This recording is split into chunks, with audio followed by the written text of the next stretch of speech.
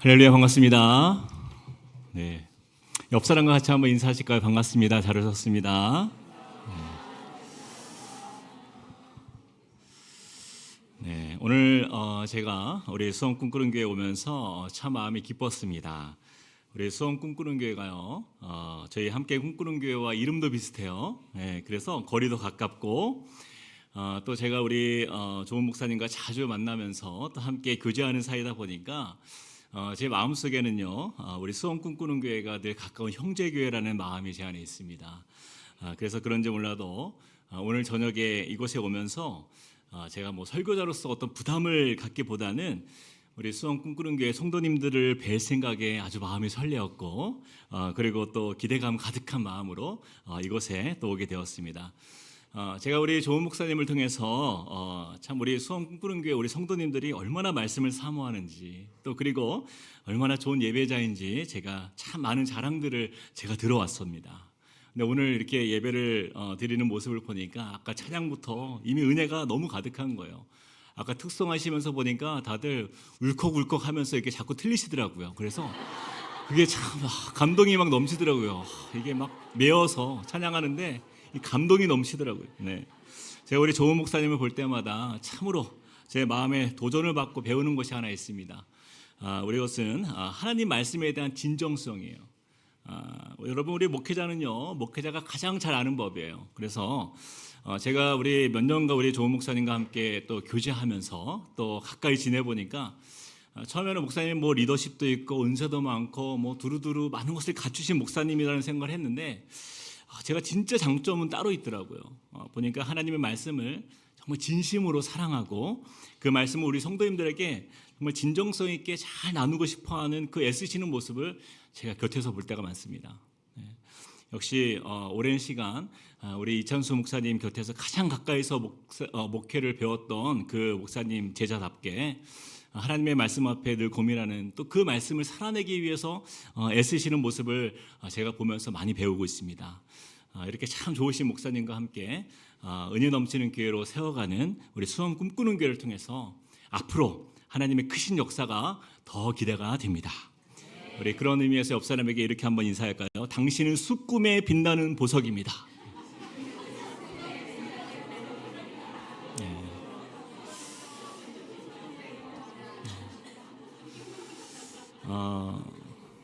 몇 년 전의 일이었습니다. 제가 예전에 제가 섬기던 교회의 한 장년 어른들 한 12분들을 모시고 제가 대만에 단기 선교를 다녀온 적이 있어요.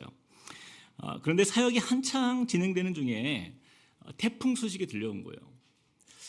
태풍이 얼마나 강하고 큰 태풍이었는지 이 태풍이 이제 이틀 후면은 이제 대만에 상륙하게 되는데 모든 뉴스가 이 태풍 소식에 집중될 만큼 이 대만의 국민들이 모두 긴장하는 모습을 그때 보게 된 거예요. 그래서 중요한 결정을 제가 내려야 되는 상황이 온 겁니다. 이렇게 대만 단기 선교까지 왔는데 또 제가 이제 목회자고 또 인도자다 보니까 이렇게 있다가는 큰일 날 수도 있겠다. 그래서 안전상 남은 사역을 다 포기하고 서둘러 한국으로 귀국할 것인가, 아니면 태풍 속에서도 우리 단기 선교 팀원들과 함께 맡겨진 사역을 다 감당하는 것이 옳은 것인가. 그래서 그날 저녁에 함께 모여서 긴급하게 기도회를 하게 된 거예요. 그리고 이제 내일 오전에 이제 다시 모여서 우리가 한국으로 일찍 돌아갈지 아니면 대만의 남은 사역을 감당할지를 결정하기로 하고 이제 모두 숙소로 흩어졌어요. 그리고 이제 밤새도록 제 마음 가운데 들었던 마음은 이제 어떻게 하나, 빨리 돌아가는 비행기 티켓을 알아봐야 하나 하면서 제 마음이 그렇게 분주한 밤을 보낸 거예요. 그렇게 어수선했던 이 저녁이 지나가고 다음날 아침이 되었는데 뉴스를 통해서 놀라운 기사를 접하게 된 거예요. 대만으로 빠르게 치고 올라왔던 그 거대한 태풍이요, 그날 새벽에 갑자기 90도로 꺾어서 오른쪽 태평양 바다로 이렇게 빠져갔다라는 기적과 같은 소식이 뉴스에서 나오는 거예요. 우리 대만 단기 선교팀이 그 아침에 이 뉴스를 보면서 얼마나 기뻤는지 모두가 정말 가슴을 쓸어내리면서 함께 기뻐했습니다. 근데 선교사님께서 이렇게 말씀하시는 거예요. 자기가 대만에 20년간을 있으면서 이런 태풍을 처음 본다. 어떻게 그렇게 한 방향으로 오다가 갑자기 꺾어서 나가는 경우는 처음 본다는 거예요. 그런데 그렇게 이제 함께 막 좋아하고 있었는데 그중에 한 권사님이 저에게 오시는 거예요. 그러더니 차분한 말투로 이렇게 말씀하시는 거예요. 목사님, 저는요 이 태풍이 그렇게 90도로 꺾어서 지나갈 줄 알았습니다. 그러는 거예요. 저는 당황스러웠어요. 이게 뭘까 이게 도대체 무슨 말씀이지? 아니 권사님, 그걸 어떻게 하실 수 있죠? 하고 물었더니 저에게 이렇게 말씀하시는 거예요. 제가 하나님께 그렇게 믿고 기도했거든요. 후에 알고 보니까 권사님이요 밤에 잠을 안 주무신 거예요. 밤 늦게까지 이를 위해서 기도했다는 거예요. 하나님, 태풍이 대만으로 올라오지 못하도록 하시고 저 바다로 사라지게 하여 주시옵소서. 이 태풍으로 인해서 대만 땅에 인명피해 혹은 물질적 피해든 그 어떤 피해도 없게 하여 주소서. 이 땅을 안전하게 지켜 주옵소서. 정말 간절히 기도했다는 거예요.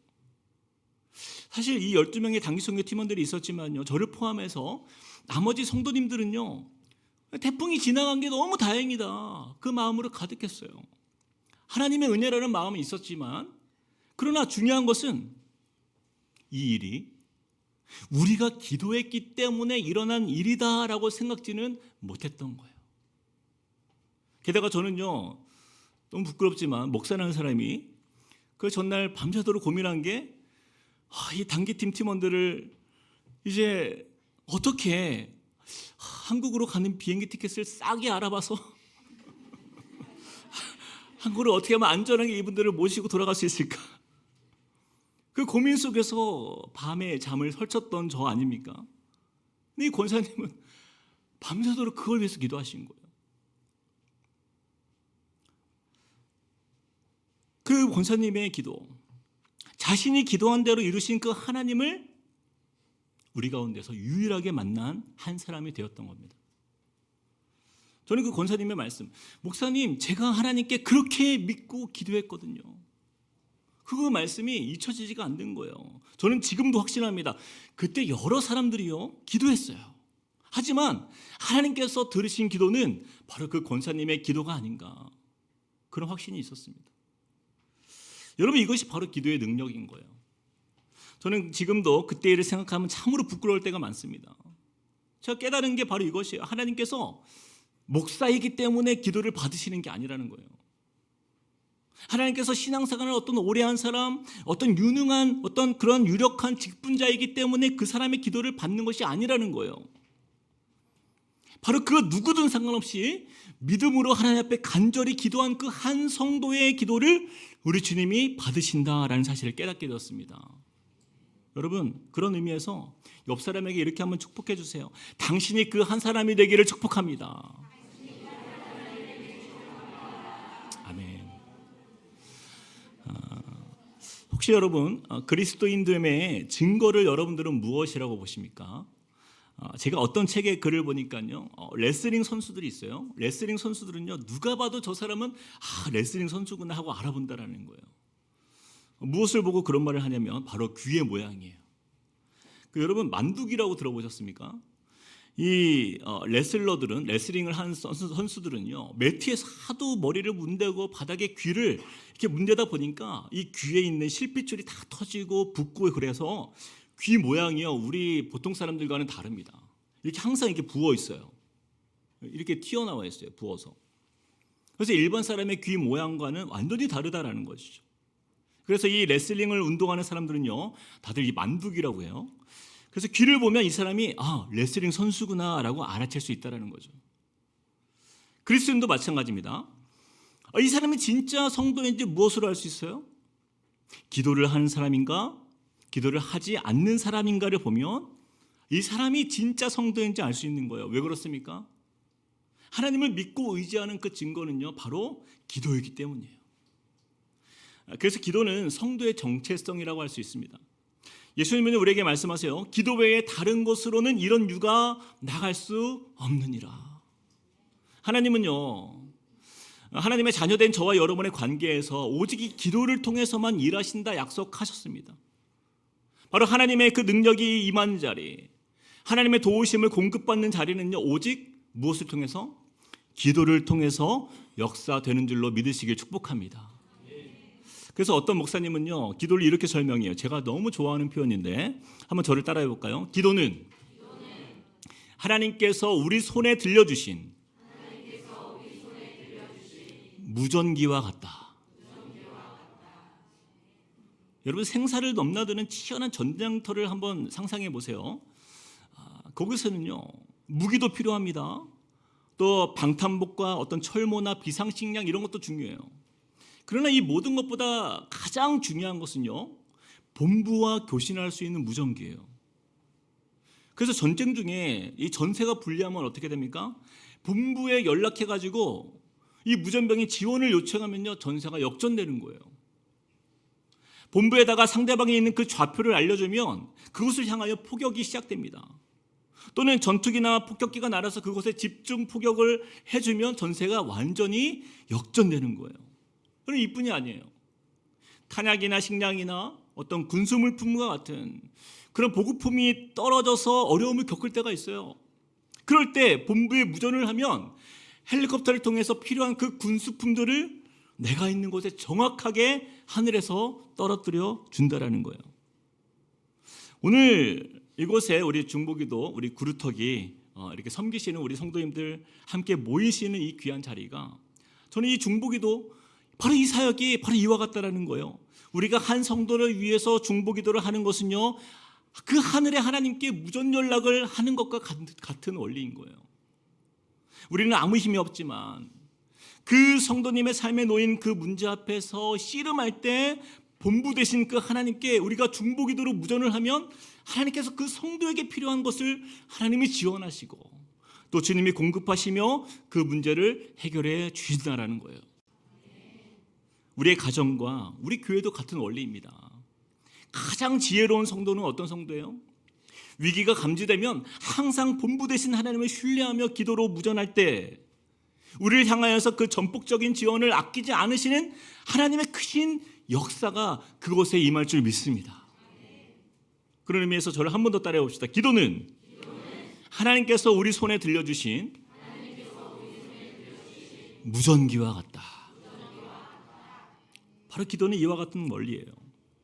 오늘 우리 본문 말씀으로 들어와서 보면 가장 위급한 상황 속에서 그 문제를 하나님께 지원 요청하였더니 우리 하나님의 놀라운 방법으로 그 문제를 해결받는 장면이 나옵니다. 먼저 오늘 말씀의 배경을 좀 살펴볼 필요가 있는데, 이 초대교회 당시에 큰 박해가 있었어요. 특별히 로마의 이 헤롯 왕이 이 교회를 핍박하는 상황에 있었습니다. 당시의 헤롯 왕은요, 이스라엘을 평화적으로 다스리기 위해서 유대인들의 환심을 얻기 위한 정치적 목적으로 세 가지 정책을 펼쳤어요. 첫 번째로는 바리새파 유대인들을 옹호했습니다. 그래서 그들의 그 종교, 즉 그 유대교를 인정함으로 유대인들로부터 인기를 얻고자 했다라는 거예요.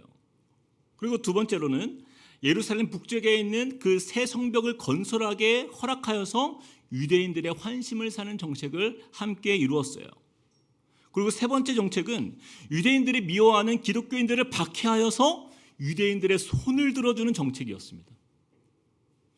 우리 함께 1절부터 3절을 같이 한번 읽어볼까요? 자, 같이 사도행전 12장 1절에 3절 시작. 그때 헤롯 왕이 손을 들어 교회 중에서 몇 사람을 해하려 하여 요한의 형제 야고보를 칼로 죽이니 유대인들이 이 일을 기뻐하는 것을 보고 베드로도 잡으려 할세 때는 무교절 기간이라. 여러분 보시는 바와 같이 로마의 헤롯 왕은요, 이 자신의 계획대로 유대인들을 핍박하는 일을 진행하는 가운데서 예수의 제자였던 바로 그 야고보를 잡아서 처형하게 됩니다. 그런데 유대인들의 반응이 어땠어요? 너무 기뻐하는 거예요. 자신의 인기가 올라가는 것을 보게 된 거예요. 그래서 이번엔 내친 김에 예수의 가장 가까운 핵심 제자였던 베드로를 잡아 죽이면 유대인들로부터 더 인기를 얻겠다 싶어서 이제 베드로를 잡아서 옥에 가둔 거예요. 얼마나 철저하게 베드로를 결박했는지, 베드로만을 위해서 로마의 군인들 4명씩 4개조를 편성했으니까 몇 명이에요? 너무 어려운 질문인가요? 4 곱하기 4? 16. 그렇죠? 16명의 군인들이 그를 지킨 거예요. 이제 초대교회는요, 가장 큰 위기를 맞았습니다. 야고보를 잃은 것도 큰 슬픔이었지만 예루살렘 교회의 지도자였던 그 베드로마저 잃게 될 위기, 바로 그 위기 앞에서 그들이 할 수 있는 것은요, 아무것도 없었어요. 이처럼 소망이 없어 보이는 무력한 상황, 이 절망적인 상황 앞에서 교회가 한 일이 무엇이에요? 우리 함께 5절을 읽어보겠습니다. 5절 시작. 이에 베드로는 옥에 갇혔고 교회는 그를 위하여 간절히 하나님께 기도하더라. 여러분, 누가 기도했다고요? 교회가. 그러나 그들의 구체적인 이름은 등장하지 않아요. 교회가 기도했다라는 거예요. 교회는 성도입니다. 그 이름은 나타나지 않아도 그 무명의 성도들이 하나님께 기도하였다라고만 이렇게 말씀하고 있어요. 누구를 위해서요? 그를 위해서, 바로 베드로를 위해서 하나님께 간절히 기도하였다라는 거예요. 여러분, 이것이 바로 중보 기도인 것이죠. 여러분, 중보라는 단어, 이 중보라는 말은요, 영어로 intercession 이라는 단어인데, inter라는 단어가 사이, 간격 이런 의미가 있어요. 그리고 session은 go라는 의미를 포함된 파생된 단어입니다. 그래서 여기와 저기 사이를 연결해주는 행위를 우리가 중보기도다라고 이렇게 표현하고 있어요. 지금 5절에서 보면 교회 성도들이 무엇을 하고 있는 거예요? 베드로를 위해서, 그를 위해서 누구에게? 하나님께 지원 요청을 하고 있잖아요. 우리의 사령관이신 하나님께 이 중보기도라는 무전을 통해서 이 베드로의 상황을 어떻게 해요? 하나님과 연결하여, 그렇죠? 연결하여 그를 위하여 기도하고 있는 거예요. 여러분, 이처럼 중보기도는 무엇이에요? 나를 위해서 하는 기도가 아니라 타인을 위해서 하는 기도를 말하는 것입니다. 아니, 내 문제만 위해서 기도해도 기도할 게 산더미처럼 쌓여 있는데, 아니, 남을 위해서 기도하는 것, 여러분, 왜 이것이 중요합니까? 우리 함께 마태복음 6장 31절부터 33절까지 한번 읽어봅시다. 그러므로 시작. 그러므로 염려하여 이르기를 무엇을 먹을까, 무엇을 마실까, 무엇을 입을까 하지 말라. 이는 다 이방인이 구하는 것이라. 너희 하늘 아버지께서 이 모든 것이 너희에게 있어야 할 줄을 아시느니라. 그런즉 너희는 먼저 그의 나라와 그의 의를 구하라. 그리하면 이 모든 것을 너희에게 더하시리라. 아멘. 사랑하는 여러분, 우리 삶에 있어서, 우리에게 있어서 우리에게 있어야 할 것들을 우리 하나님께서 다 아신다, 모르신다? 조금 애매한가요? 아시는 것 같기도 하고 또 모르시는 것 같기도 하고. 하나님이 다 아신다라고 이렇게 말씀하고 있잖아요. 그러니 내 생계의 문제를 위해서 내가 무엇을 먹을까, 어떻게 살아야 할까, 이 생활의 염려 속에 갇혀서 살아가는 그 모든 문제들, 그것만 위해서 기도하지 말라라는 거예요. 왜 그렇습니까? 이것은 다 이방인들이 구하는 것이라. 믿지 않은 사람들은요, 고아와 같잖아요. 그래서 내 문제 내가 해결하기 위해서 세상 염려 근심 다 내가 붙들고 사는 인생인 것이죠. 그러나 너희 하늘 아버지께서, 우리 아버지가 계시잖아요. 이 모든 것이 너희에게 있어야 할 줄을 아신다, 모르신다? 더 확신 있게, 여러분, 너무 확신이 없습니다. 더. 자, 아신다, 모르신다? 그렇습니다. 아신다라는 거예요. 그러므로 우리가 기도해야 할 것은 뭐예요? 그의 나라와 그의 의예요. 그의 나라와 그의 의. 우리의 기도를 통해서 어려움이 있는 한 성도, 또 아픔이 있는 그 한 가정, 때로는 건강의 문제로, 때로는 사업의 문제로, 때로는 자녀의 문제로 아파하고 상처받고 소외되고 힘겨워하는 그 누군가를 향해서 그들의 삶에 하나님의 나라가 임하도록, 하나님의 그 말씀의 의가 임하도록, 그곳에 회복이 임하도록, 치유가 임하도록 중보하며 기도할 때에 하나님께서 어떤 일을 이루신다라고 말씀해요? 우리에게 필요한 모든 것을 너희에게 더하시리라 약속하시는 거예요. 그래서 여러분, 중보기도하는 사람들은요, 남을 위해, 다른 사람을 위해 기도했더니 놀랍게도 내 삶의 문제가 해결받는 놀라운 은혜를 경험하게 되는 것입니다. 여러분, 왜 이런 일이 일어날까요? 누군가를 위해 기도하는 그 사역, 이것을 우리 하나님께서 가장 기뻐하시는 사역이기 때문이에요. 하나님께서 약속대로 이 모든 것을 너희에게 더하시는 역사가 그곳에서 일어날 수밖에 없는 거예요. 저희 교회에도 중보기도하는 한 성도님이 계시는데, 이 수요예배를 드리는데, 수요예배 때 이제 예배를 드리는데 자꾸만 하나님께서 저 멀리 있는 한 성도, 그 성도의 가정을 위해서 자꾸 기도하게 하시는 거예요. 감동을 자꾸 주시는 거예요. 그래서 예배 후에 이제 개인 기도하는 시간이 있잖아요. 그래서 그 시간에 계속 그 성도님 가정을 위해서 한참 기도한 거예요. 그렇게 한참 뜨겁게 기도하고 있는데 놀라운 일이 벌어졌어요. 그동안 오랫동안 이 목 디스크로 인해서 너무 아파했던 그 목을 누가 이렇게 쓰다듬어 주시는 느낌을 경험한 거예요. 그리고 저녁에 집에 갔는데 그동안 그 아팠던 그 목이요, 치유를 받은 거예요. 그 성도님께서 너무 놀라서 저에게 간증을 해준 거예요.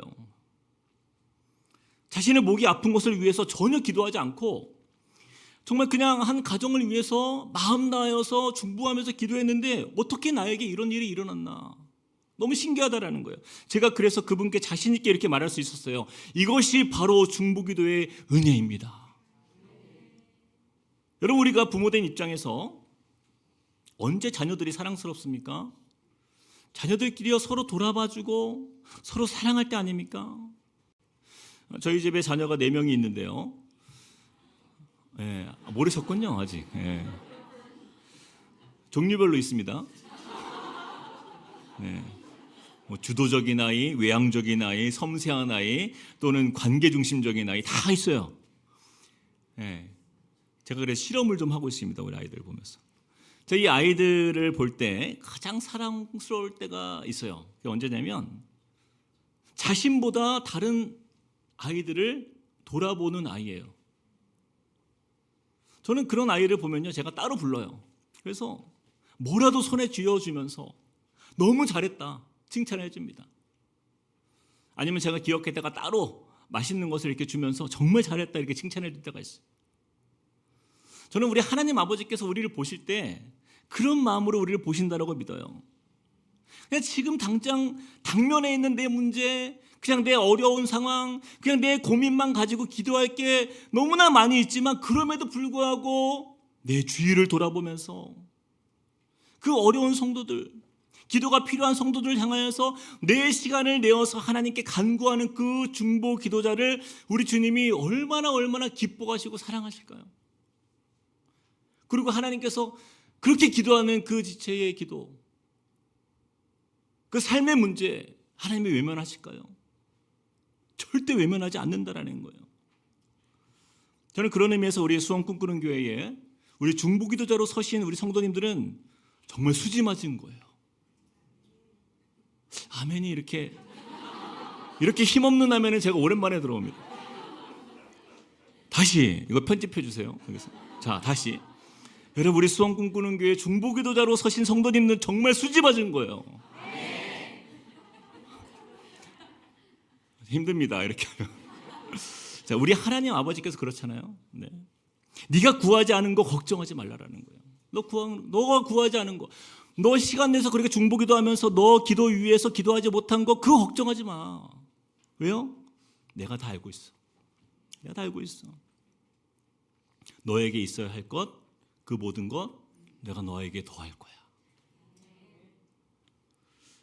바로 이 약속하시는 하나님을 우리가 기대하는 인생이기 때문인 거예요. 그런 의미에서 우리 옆 사람에게 이렇게 축복합시다. 당신은 수지 맞으셨습니다.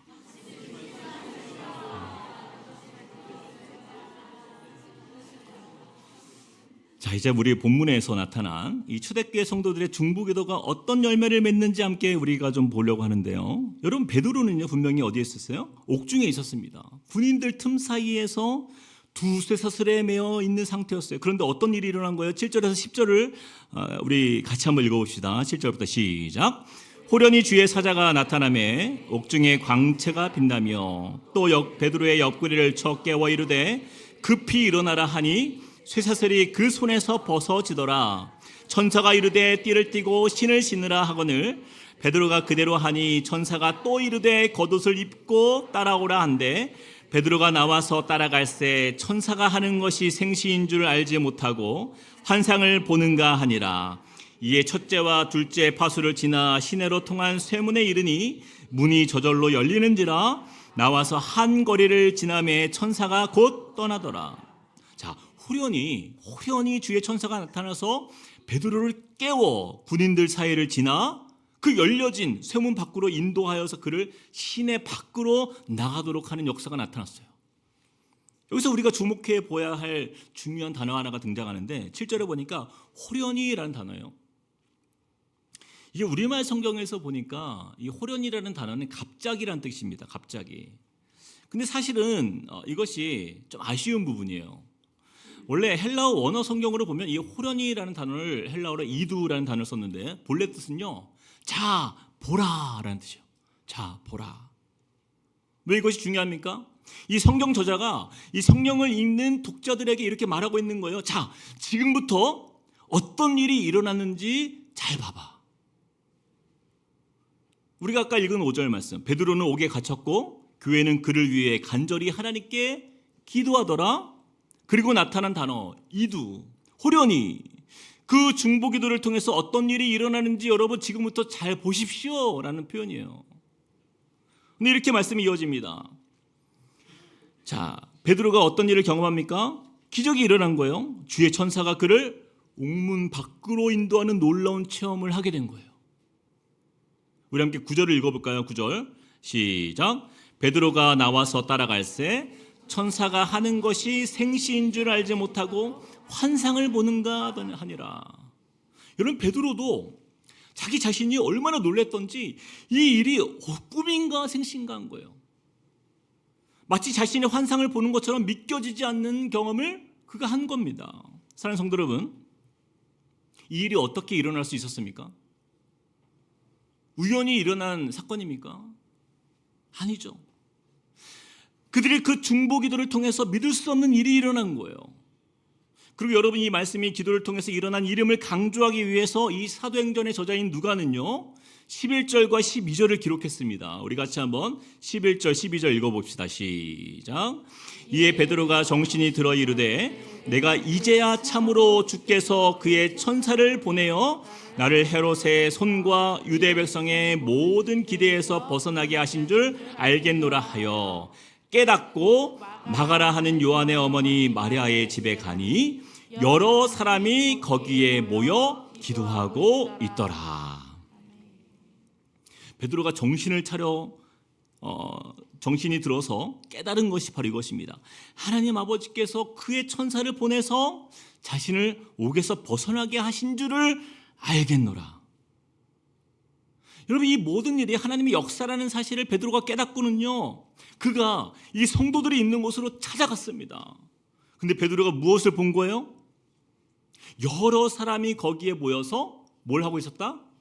기도하고 있더라. 사랑하는 성도 여러분, 저는 이 장면을 계속 상상해 보았어요. 베드로가 얼마나 놀라운 기적을 체험했습니까? 이제 내일이면 나도 야고보처럼 목베임 당해 이제 죽겠구나. 바로 그 두려움과 그 죽음의 공포 앞에서 또 외로움과 절망 속에 낙심해 있었던 그였는데 사람의 말로는 설명할 수 없는 이 하나님의 도우시는 크신 은혜를 기적처럼 경험하게 되어서 이 기쁜 소식을 성도들과 함께 나누고자 그가 달려간 거예요. 그런데 바로 그곳에 성도들이 뭐하고 있었다? 기도하고 있는 거예요. 성도들이 자기를 위해서 기도하고 있는 그 현장을 마주하게 된 거예요. 여러분, 얼마나 그 마음에 큰 감동이 있었겠습니까? 이 모든 일이 우리 성도들의 기도를 통해서 일어난 일이었구나. 바로 그 사실을 깨달았을 때 베드로는 얼마나 마음에 큰 감동이 되었을까요? 아마 감정적인 이 베드로의 성격상 정말 눈시울이 붉어지면서 이루 말할 수 없는 은혜 속에서 그 자리에서 성도들을 끌어안고 펑펑 울지 않았을까? 그런 상상을 해보게 되는 거예요. 사랑하는 성도 여러분, 여기서 우리가 꼭 기억해야 할 것이 무엇이에요? 하나님은요, 우리가 중보기도를 시작할 때 이미 일하기 시작하셨다라는 거예요. 많은 성도님들이 오해하시는 것이 하나 있어요. 우리가 기도를 하면서도 하나님께서 이 기도를 언제쯤 들어주실까? 너무 많은 사람들이 기도를 하니까 하나님 내 차례가 돌아올까? 과연 하나님은 내 기도를 듣고 계실까? 근데 그렇지가 않다라는 거예요.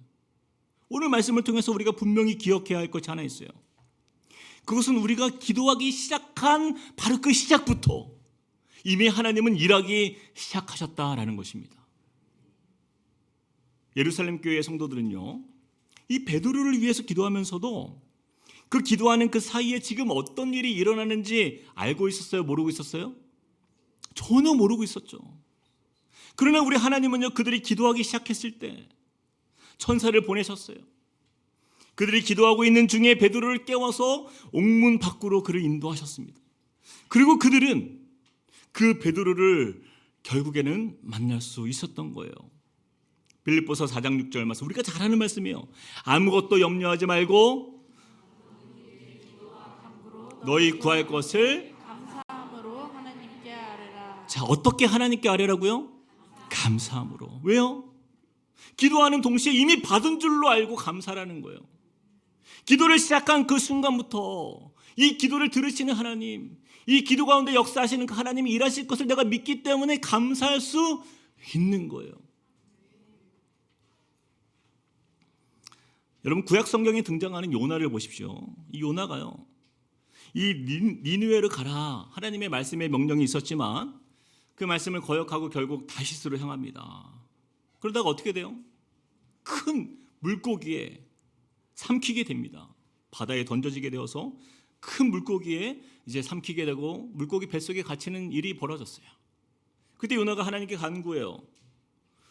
요나서 2장 9절에서 10절 말씀 제가 읽어보겠습니다. 나는 감사하는 목소리로 주께 제사를 드리며 나의 서원을 주께 갚겠나이다. 구원은 여호와께 속하였나이다 하니라. 여호와께서 그 물고기에게 말씀하시매 요나를 육지에 토하니라.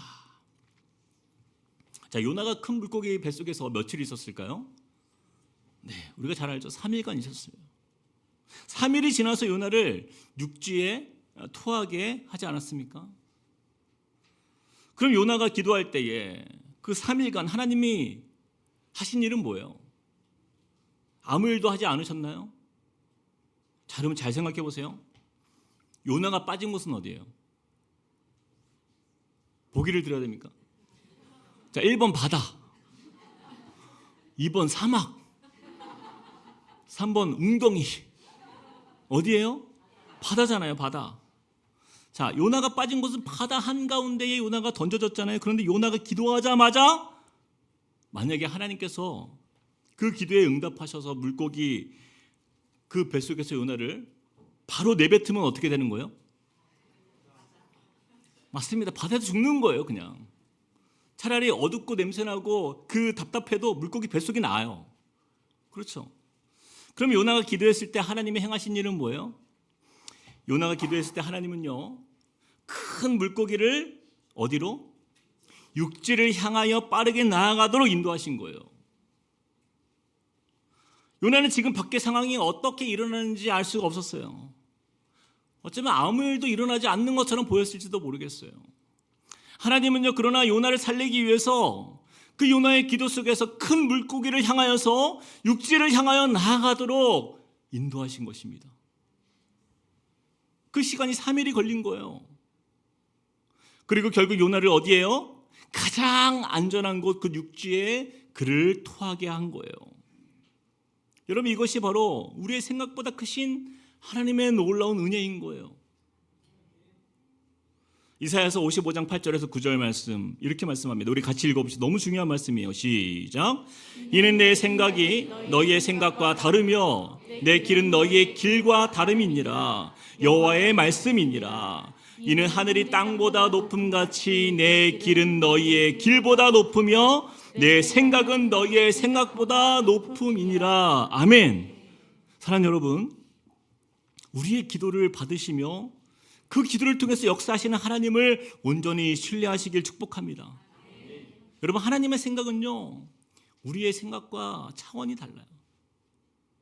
우리가 생각하는 것보다 가장 좋은 방법으로 가장 좋은 곳으로 우리를 채우시고 인도하시는 전능하신 사랑의 주님이 되심을 믿으시길 축복드립니다. 예레미야서 29장 11절 말씀 이렇게 말씀해요. 여호와의 말씀이니라 너희를 향한 나의 생각을 내가 아나니 평안이요 재앙이 아니니라 너희에게 미래와 희망을 주는 것이니라. 말씀을 맺겠습니다. 러시아의 문호 톨스토이가요 기독교 신앙이 돋보이는 작품들을 많이 썼는데 그 중에 이런 책이 있어요. 사람은 무엇으로 사는가? 사람은 무엇으로 사는가? 여러분 사람은 무엇으로 산다고 생각하십니까? 여러분 우리 믿는 성도는요 무엇으로 살아가는가? 바로 하나님의 도우시는 은혜로 살아간다라는 거예요. 피조물된 우리 인간은요 오직 창조주 하나님의 도우심으로만 살아갈 수 있기 때문입니다. 그리고 그 하나님의 도우심과 그 은혜를 덧입기 위하여 우리에게 말씀하세요. 이사야서 58장 9절 말씀 네가 부를 때에는 나 여호와가 응답하겠고 네가 부르짖을 때에는 내가 여기 있다 하리라. 우리 주님께서 자꾸 구하는 자에게 내가 응답하겠다 약속하시면서 우리가 부르짖을 때까지 기다리고 계신다라고 말씀하고 있는 거예요. 하나님이 찾는 사람은 바로 이런 사람이에요. 우리가 뭐 세상에서 성공한 사람, 뭐 세상에서 돈 많은 사람, 건강한 사람, 또 어떤 유력하고 능력이 많은 사람, 힘 있는 사람, 여러분 하나님은 거기에 관심이 없으세요. 하나님은요 자신을 낮추고 하나님께 구하고 찾고 두드리는 바로 그 한 사람을 찾으시는 거예요. 주의 눈은 기도하는 사람을 향하시고 또 그의 귀는 의인의 간구에 기울이신다 약속하십니다. 이 시대의 한국교회의 문제가 뭐예요? 이 시대를 살아가는 현대 그리스도인들의 문제는 무엇입니까? 하나님을 찾지 않는 데 있어요. 기도하지 않는 데 있는 거예요. 평생의 삶에 5만 번 이상의 기도 응답을 받았던 조지 뮬러 목사님이 이런 말을 남겼습니다. 이 땅에는 단 한 가지 종류의 빈곤만이 존재한다. 그것은 바로 기도의 빈곤이다. 저는 우리 수원 꿈꾸는 교회가 결코 영적 빈곤에 빠지지 않고 중보 기도자들이 가득하여서 오히려 날마다 영적 풍성함을 맛보는 성령 공동체가 되기를 주님의 이름으로 축복드립니다. 또한 기도를 통해서 불가능을 가능케 하시는 그 전능하신 하나님의 역사를 눈으로 직접 보는 공동체, 그 기도의 응답들로 모든 성도들이 함께 기뻐하면서 함께 하나님께 영광 올려드리는 그런 성령 충만한 공동체가 되시길 주님의 이름으로 축복드립니다.